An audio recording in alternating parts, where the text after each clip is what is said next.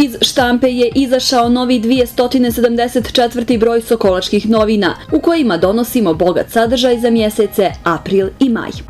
Izdvajamo aktuelnosti. Ministar Minić i načelnik Bjelica, podrška resornog ministarstva za buduće investicije.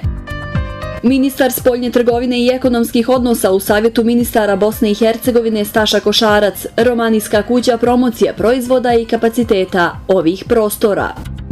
Gradonačelnik Ćosić i Bjelica o važnim temama za opštinu Sokolac.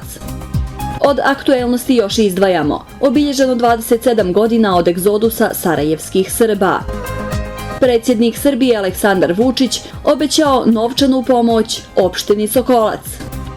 U 274. broju Sokolačkih novina donosimo intervju sa Miroslavom Divčićem, podpredsjednikom Planinarskog društva Glasinac.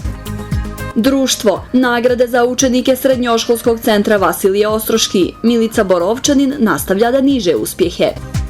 Akcija dobrovoljnog darivanja krvi, prikupljeno 75 doza dragocjene tečnosti. Zajednica obnovljivih izvora energije.